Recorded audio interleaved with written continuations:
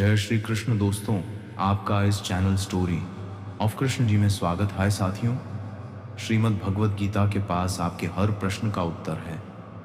चाहे आपकी कोई भी परेशानी हो, कोई भी इच्छा हो, श्रीमद् भगवत गीता आपके हर प्रश्न का उत्तर देती है, आपकी हर समस्या का हल देती है।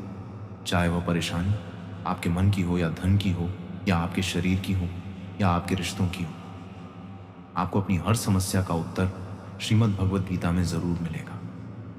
आज हम उसी श्रीमद् भगवत गीता के ऐसे 11 अनमोल उपदेश आपको बताएंगे जो आपकी पूरी जिंदगी बदल देंगे। बस आप इन बातों को वीडियो के अंत तक ध्यान से सुनिए। जो भी व्यक्ति इस वीडियो को अंत तक सुनेगा, उसे अपनी जिंदगी, उसे अपनी हर परेशानी का हल अवश्य मिलेगा। उसे अपनी जिंदगी में जो कुछ भी चाहिए वह उसे जरूर मिलेगा। श्रीमद् भगवत गीता का सबसे पहला उपदेश यही है कि कोई अगर आपका अपना है या कोई आपसे बड़ा है तो उसका अपने प्रति गलत व्यवहार कभी भी सहन नहीं करना चाहिए। यह गीता का उपदेश हमारी जिंदगी से भी जुड़ा है। हम भी अपने मन की अधिकतर तकलीफों को ये सोचकर जिंदगी भर सहते रहते हैं कि यह तो मेरा अपना है, यह तो मेरा बड़ा है, इसको हम कैसे कुछ कह सकते हैं। हम अगर नहीं सहेंगे, कुछ कह देंगे तो हमारे रिश्ते ही खराब हो जाएंगे, हमारे रिश्ते ही समाप्त हो जाएंगे। पर सोचने की बात यह है कि उस व्यक्ति को आप अपना कैसे मान सकते हैं जो आपकी तकलीफों की वजह हो। अपना तो वह होता है जो हमारी तकलीफों को दूर कर दे। तो गीता का यह उपदेश है कि किसी को भी अपना फायदा मत उठाने दो, किसी को भी खुद पर जुल्म मत करने दो, क्योंकि आप जितना सही लोग आपको उतना सहने के लिए और मजबूर करेंगे।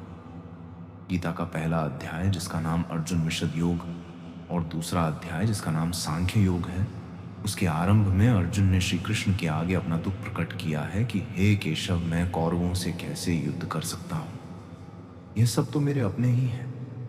मैं कैसे भीष्म पितामह और द्रोणाचार्य से युद्ध करूंगा, क्योंकि वो दोनों मेरे पूजनीय हैं। इसलिए इन गुरुजनों को मारने से तो अच्छा है मैं भिक्षा के अन्न को खाकर अपने जीवन का गुजारा करूं। और जिन कौरवों से मैं युद्ध करने जा रहा हूं वह सब धृतराष्ट्र के पुत्र मेरे भाई ही हैं, मेरे अपने ही हैं। इन सबको मारने से अच्छा है कि मैं सन्यासी बन जाऊं। तो श्री कृष्ण ने अर्जुन से कहा कि यहाँ कौन अपना है और कौन पराया है। जो अधर्म करता है उसके साथ युद्ध कर, तुझे मोक्ष और मुक्ति देगा। तू अपने इस मन के मोह को त्याग दे, नहीं तो सारा जग तेरी निंदा ही करेगा, तुझे डरपोक कहेगा। बात अपने पराये की नहीं है, बात धर्म और अधर्म की है, बात सही और गलत की है। अगर तू गलत को सहेगा, उसका अंत नहीं करेगा, तो गलत करने वाले को और बल मिलेगा, वो और भी गलत करेगा। इसीलिए मन के मोह को त्याग करके तू युद्ध कर। महाभारत की एक और कहानी भी है। जब अर्जुन के पुत्र अभिमन्यु की युद्ध में मृत्यु हो जाती है, तब अर्जुन बहुत दुखी होता है, रोने लगता है। वह श्री कृष्ण से कहने लगा कि मेरा पुत्र अभिमन्यु मर गया है, मैं ये दुख बिल्कुल भी सहन नहीं कर सकता, मैं भी अपने आप को समाप्त कर लूंगा। फिर भगवान श्री कृष्ण उसे आत्माओं के लोक में लेकर गए, जहां अभिमन्यु आनंद से बैठा हुआ था। क्योंकि उसने क्षत्रियोचित व्यवहार किया, इसलिए उसे उत्तम पद की प्राप्ति हुई। जब अर्जुन अभिमन्यु के पास रोते रोते पहुंचा, अपने पुत्र को देखकर अर्जुन बहुत प्रसन्न हुआ। उसे गले से लगाकर कहने लगा कि हे पुत्र, तेरे बिना तो मैं जी ही नहीं सकता। मैंने तो अपने जीवन की आशा का ही त्याग कर दिया है। तो अभिमन्यु कहने लगा कि आप कौन हैं? अर्जुन बोला, मैं तेरा पिता हूं, तू मेरा पुत्र है। अभिमन्यु कहने लगा कि कौन पिता, कौन पुत्र? मेरे हजारों जन्म हुए हैं, किसी जन्म में आप मेरे पिता बनते हैं, किसी जन्म में मैं आपका पिता बनता हूं। आत्मा का ना कोई माता होता है ना कोई पिता होता है। जब अर्जुन ने देखा कि मेरा पुत्र मुझे पहचान भी नहीं रहा, तो उसका सारा मोह खत्म हो गया। इसीलिए गीता के इस उपदेश को ठीक से समझ लो कि यहाँ कोई अपना पराया नहीं है जो बुरे वक्त में, तकलीफ के वक्त में हमारा साथ दे। सिर्फ वही हमारा अपना है, बाकी सब पराये हैं।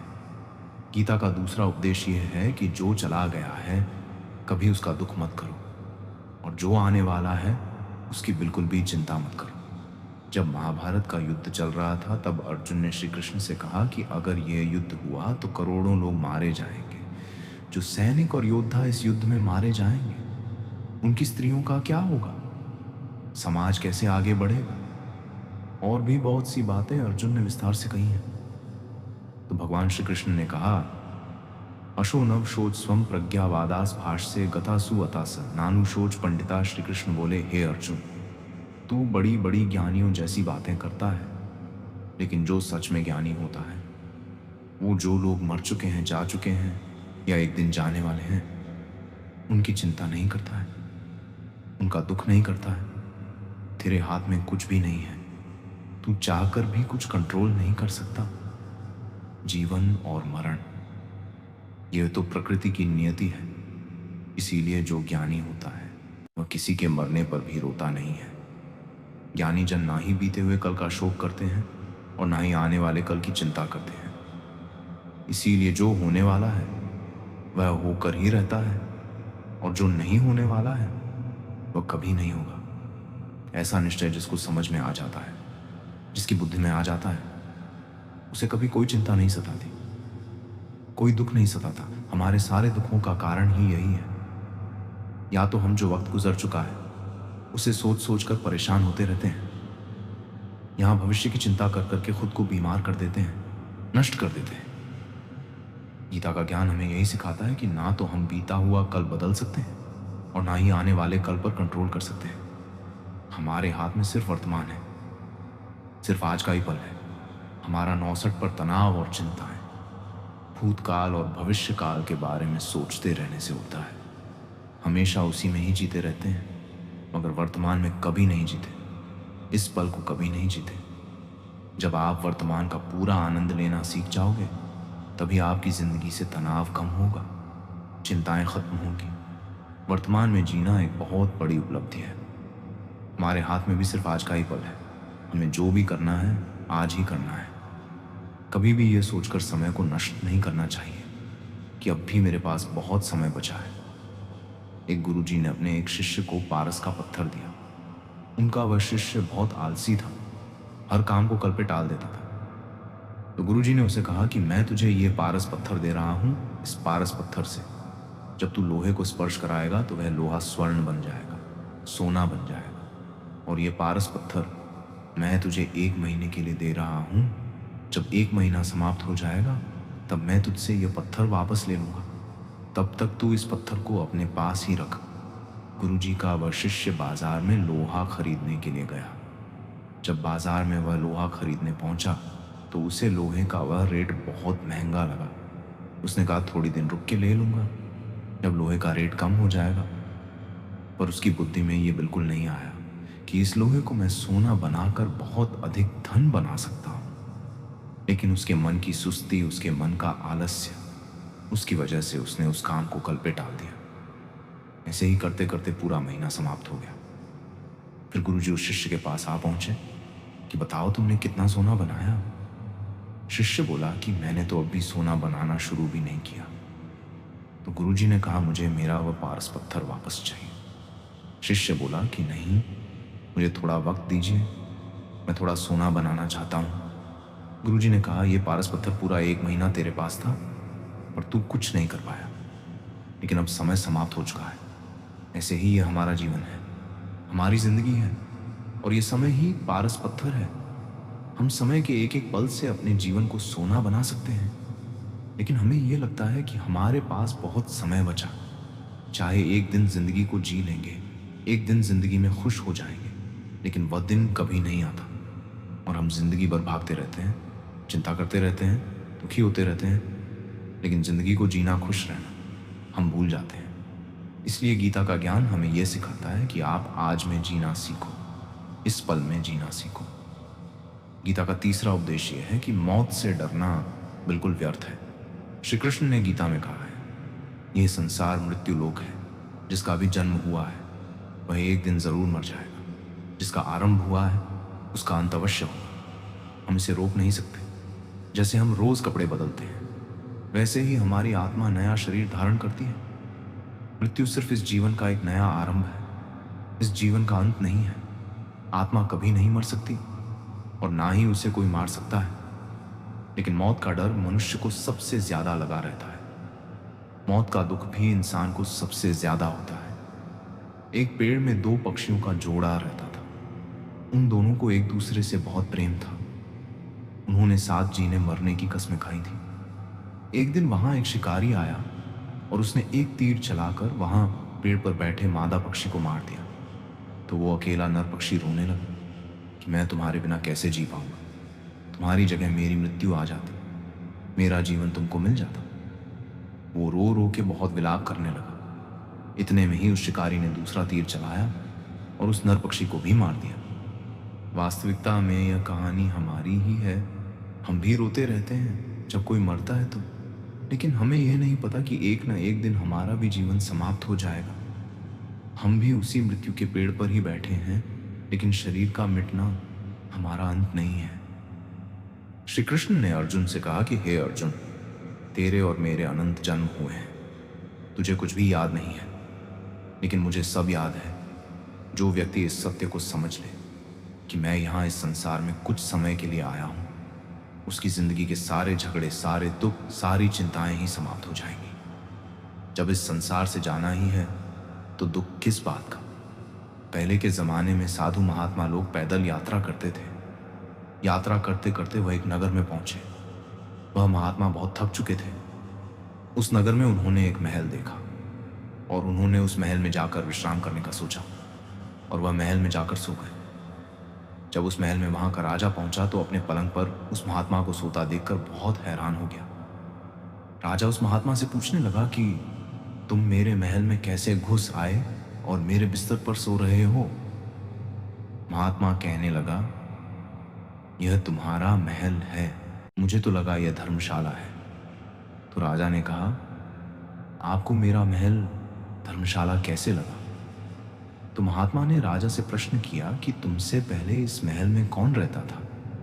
तो वह राजा बोला कि मुझसे पहले मेरे पिता यहाँ पर रहते थे और उससे पहले मेरे दादाजी यहाँ पर रहते थे। तो महात्मा ने फिर प्रश्न किया कि क्या तुम इस महल में हमेशा रहोगे या तुम्हारे बाद कोई और रहेगा। तो राजा कहने लगा कि मेरे बाद मेरा पुत्र इस महल में रहेगा। तो महात्मा राजा से कहने लगे कि जिस जगह पर रहने वाले बार बार बदल जाते हो उसे घर कैसे कह सकते हो। वह तो धर्मशाला ही है, इसीलिए तेरे महल को धर्मशाला समझकर मैं इसमें रात बिताने के लिए आ गया। धर्मशाला, जान, जग को, जीव सब मेहमान है। मोह किससे मत करो, सब स्वप्न का सामान है। यदि हम भी इस बात को समझ लें कि हम यहाँ कुछ समय के लिए आए हैं, आनंद करने के लिए आए हैं, खुश रहने के लिए आए हैं, तो हमारे सारे दुख ही समाप्त हो जाएं। जब हम अपना मोह यहाँ जमा लेते हैं, अपना दावा यहाँ जमा लेते हैं कि यह मेरा है, इसे मैं छोड़ नहीं सकता, इसके बिना मैं जी नहीं सकता, तो हमारा जीवन दुखों से भर जाता है। इसलिए जीवन में मृत्यु का भय त्याग करके जीवन का प्रतिपल आनंद लेना चाहिए। गीता का चौथा उपदेश, मन और विचारों को कंट्रोल किए बिना जीवन में कभी शांति और सुकून मिलने वाला ही नहीं है। अर्जुन ने श्री कृष्ण से कहा कि मेरा मन सही गलत सब कुछ जानता है, फिर भी मेरे विचार और मेरा मन मुझसे कंट्रोल नहीं होता। मैं जो करना चाहता हूँ वह कर नहीं पाता हूँ और जो नहीं करना चाहता हूँ वह मेरा मन मुझसे ज़बरदस्ती करवाता है। इसीलिए मैं बेचैन हो गया हूँ, मुझे शांति प्राप्त नहीं हो रही। तो श्री कृष्ण ने अर्जुन से कहा, उसके लिए तुझे अपने मन और विचारों से डिटैच होकर अपने मन और विचारों को सही दिशा में ले जाने की प्रैक्टिस करनी होगी, अभ्यास करना होगा। और यह एक दिन का काम नहीं है। जब तक तू अपने मन और विचारों की गुलामी का त्याग नहीं करता, तब तक तुझे जीवन में कभी शांति नहीं मिलेगी। एक राजा था, वह बहुत बेचैन और परेशान रहता था। एक दिन वह अपने गुरुजी के पास गया और उनसे कहने लगा कि मेरा मन बहुत बेचैन है, मैं बहुत परेशान हूँ, संसार को जीत लिया है, सब कुछ है मेरे पास, पर मैं खुश नहीं हूँ, मेरे मन में सुकून नहीं है, शांति नहीं है। तो गुरुजी ने राजा से कहा कि तुम्हारे नगर में अगर कोई ऐसा व्यक्ति है जिसने सुकून को प्राप्त कर लिया है, शांति को प्राप्त कर लिया है, तुम उसका एक बार कुर्ता पहन लो तो तुम्हारे जीवन में भी शांति आ जाएगी। राजा बहुत प्रसन्न हो गया कि यह तो बहुत आसान काम है। वह अपने राजमहल में आया और राजसभा में वह सबसे कहने लगा कि आप लोगों में से जो भी शांत हो चुका हो, जिसे सुकून मिल गया हो, वह अपना कुर्ता मुझे दे दे। वो बदले में जितना भी धन मांगेगा मैं उसे दे दूंगा। सब लोग एक दूसरे का मुंह देखने लगे।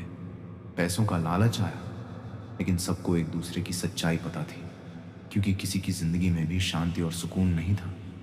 सब अपना सर झुकाकर वहां पर खड़े हो गए। फिर उस राजा ने पूरे नगर में ढंढोरा बटा दिया कि जिसे भी शांति प्राप्त हो चुकी हो, सुकून प्राप्त हो चुका हो, वो मेरे पास आकर अपना कुर्ता दे दे। वो जितना कहेगा उसे उतना ही धन दिया जाएगा। लेकिन एक भी व्यक्ति ऐसा नहीं मिला जिसे शांति प्राप्त हो चुकी हो। वास्तविकता में जब कोई मरता है तब हम कहते हैं कि वो फलां व्यक्ति आज शांत हो गया। कभी किसी जिंदा इंसान के लिए नहीं सुना कि एक जीता जागता इंसान शांत हो गया है? राजा के सैनिक पूरे शहर में ढूंढते रहे, फिर उन्हें पेड़ के नीचे एक महात्मा तपस्या करता दिखा, जिसके चेहरे पर एक शांति थी, सुकून था। वो सैनिक उस महात्मा के पास आकर पूछने लगे कि क्या आपने शांति प्राप्त कर ली है, सुकून प्राप्त कर लिया है? महात्मा ने कहा, मैं पूरी तरह से शांत हूं। तो सैनिक उसे राजा के पास ले आए।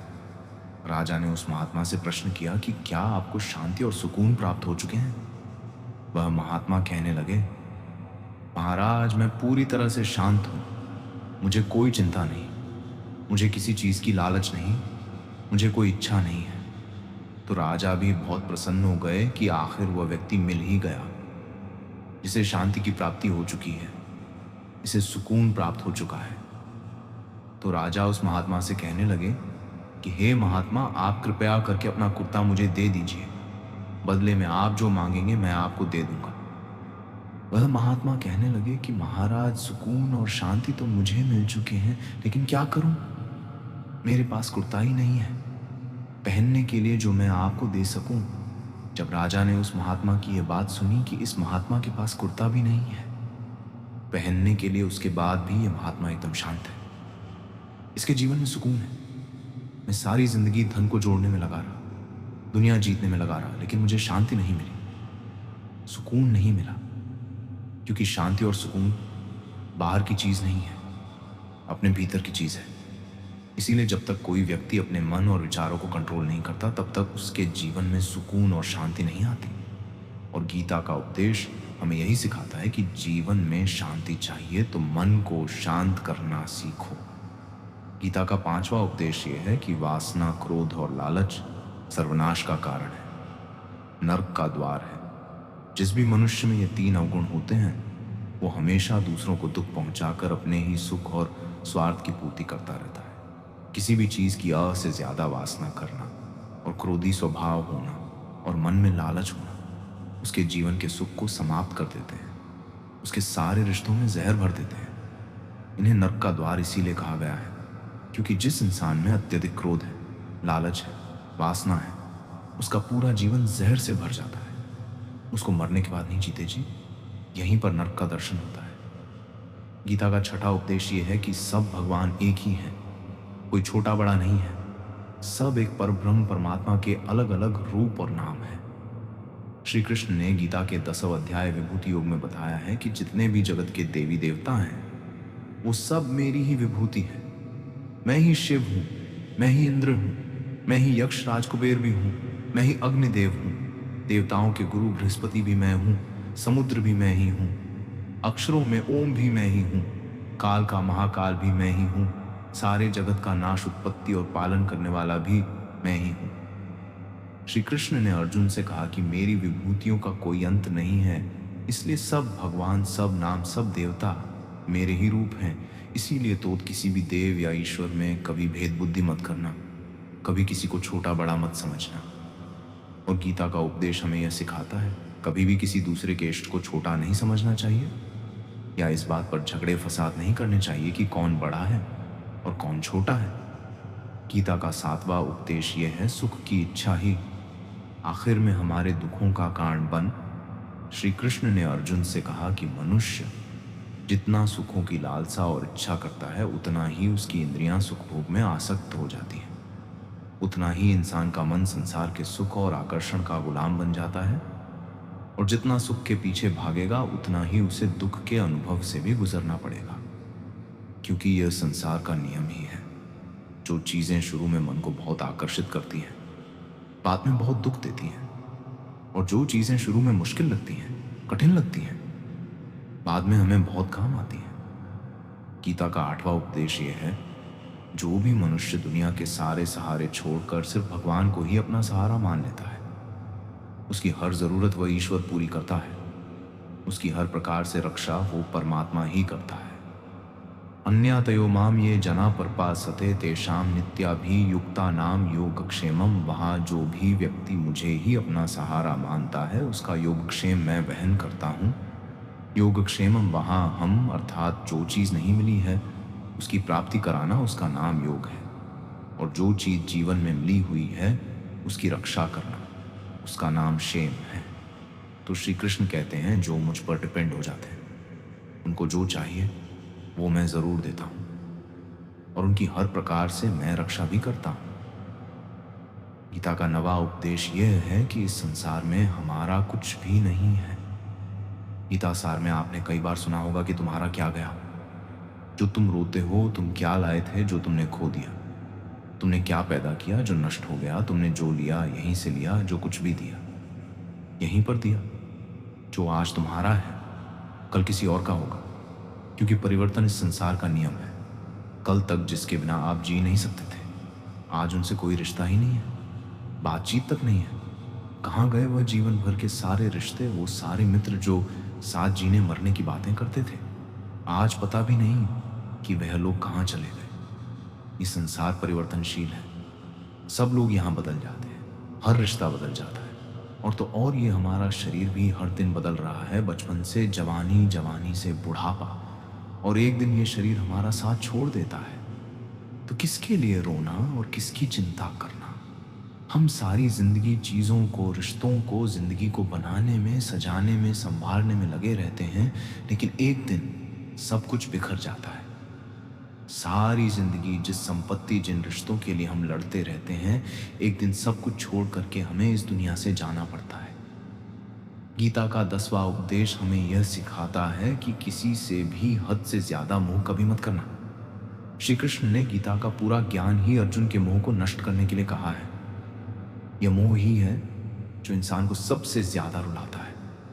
वह इतना बलवान है कि शेर जैसे इंसान को भी गीदड़ बना देता है। जो अर्जुन युद्ध में देवताओं से भी जीत गया, पर अपने रिश्तेदारों को युद्ध में देखकर उसका हाथ कांपने लगा। वह बोला, हे केशव, मेरे हाथ में धनुष पकड़ने की ताकत भी नहीं बची है, मेरे हाथ कांप रहे हैं, मैं युद्ध नहीं कर पाऊंगा। ये मोह इतना पेनफुल होता है जिसकी पीड़ा ना सह पाने के कारण कई लोग अपनी जिंदगी खत्म कर देते हैं, आत्महत्या तक कर लेते हैं कि उस व्यक्ति के बिना हम जी नहीं पाएंगे। जीवन में किसी से भी हद से ज्यादा मोह करोगे तो जीवन भर पीड़ा का ही सामना करना पड़ेगा। जो व्यक्ति अपने मोह से बाहर नहीं आता, उसका सब कुछ उससे छिन जाता है, उसकी सारी खुशी खत्म हो जाती है। इसीलिए गीता का ज्ञान बार बार यही सिखाता है कि अपने मन के मोह को त्याग करके आप बलवान बनो, बुद्धिमान बनो, सत्य के दर्शन करो कि वास्तविकता क्या है। क्योंकि हमारा मोह हमें हमेशा झूठ ही दिखाता है, झूठ पर ही विश्वास दिलाता है और दिल में झूठी उम्मीदें जगाता है। और यही हमारे दुखों का सबसे बड़ा कारण है। हम ही मोह कर लेते हैं, हम ही लोगों से उम्मीदें लगा बैठते हैं, पर वास्तविकता बिल्कुल अलग होती है। लोग वैसे नहीं होते जैसे हम मान लेते हैं, जैसा हम समझ लेते हैं, क्योंकि मोह के कारण हमें सच्चाई नहीं दिख पाती, लोगों का असली चेहरा नहीं दिख पाता। इसीलिए गीता का उपदेश हमें यह सिखाता है, जीवन में अगर आनंद और प्रसन्नता से रहना है तो किसी में भी हद से ज्यादा मोह कभी मत करना। गीता का 11वां उपदेश यह है कि इस दुनिया में अगर आए हो तो दुख तो मिलेगा ही मिलेगा। दुख से कभी घबराना मत, दुख से कभी डरना मत। श्री कृष्ण ने गीता में कहा है कि यह संसार दुखालम शाश्वत है, अर्थात यह संसार दुखों का घर है, जिसे औषधालय में औषधि मिलती है, पुस्तकालय में पुस्तकें मिलती हैं, चिकित्सालय में चिकित्सा होती है। वैसे इस संसार को भी श्री कृष्ण ने एक नाम दिया है, दुखालय, जहां पर दुख मिलता हो। दुख तो यहाँ हर किसी के जीवन में आता ही है, लेकिन अगर दुख आया है तो सुख भी आएगा। इसीलिए दुख से कभी डरना नहीं चाहिए, क्योंकि ये संसार दुखाल भी है और अशावत भी है। अशाश्वत का मतलब यही होता है कि यहाँ परमानेंट कुछ भी नहीं है, यहाँ सब कुछ बदल जाता है। दुख सुख में बदल जाता है और सुख दुख में बदल जाता है। सम्मान अपमान में और अपमान सम्मान में बदल जाता है। खुशी दर्द में और दर्द खुशी में कभी भी बदल जाती है। जीत हार में और हार जीत में। यहाँ कभी भी कुछ भी बदल सकता है। कुछ भी परमानेंट नहीं है। ना ही हम परमानेंट हैं, ना ही हमसे जुड़ी कोई चीज़ यहाँ पर परमानेंट है, क्योंकि यह संसार अशाश्वत है, शाश्वत नहीं है। यहाँ सब कुछ बदलने वाला है। यहाँ कुछ भी परमानेंट नहीं रहेगा। तो आपका दुख भी परमानेंट नहीं रहेगा। इसीलिए दुख से कभी भी डरना नहीं चाहिए। गीता का ये उपदेश हजारों साल पुराना है, लेकिन आज भी नए से नया है। पूरे विश्व में गीता को सबसे ज्यादा पढ़ा गया है और सबसे कम समझा गया है। श्रीमद् भगवद गीता के ये उपदेश अगर कोई व्यक्ति ठीक से समझ ले और उसे अपनी जिंदगी में उतार ले, तो यह पक्की बात है, वो अपनी जिंदगी में जो चाहे वह हासिल कर सकता है। अपने जीवन की हर समस्या से वह एक पल में बाहर आ सकता है। श्रीमद् भगवद गीता के इस दिव्य उपदेश को हमें बार बार सुनना चाहिए, हर रोज सुनना चाहिए। जब भी जीवन में कोई चिंता या परेशानी आए तो एक बार इस उपदेश को जरूर सुन लेना और मन में यह विश्वास रखना कि गीता का यह उपदेश आपकी जिंदगी की हर परेशानी में आपको राह अवश्य दिखाएगा। दोस्तों, हम उम्मीद करते हैं कि आपको उपदेश और कहानी पसंद आए होंगे। तो मित्रों, आपको ये उपदेश और कहानी अच्छी लगी हो तो वीडियो को लाइक करके चैनल को सब्सक्राइब कर लें और अपने दोस्तों रिश्तेदारों को भी ये ज्ञान भरी वीडियो शेयर कर दो और कमेंट में जय श्री कृष्णा लिख दो। मित्रों, आपका पूरी वीडियो देखने के लिए धन्यवाद। जय श्री कृष्ण।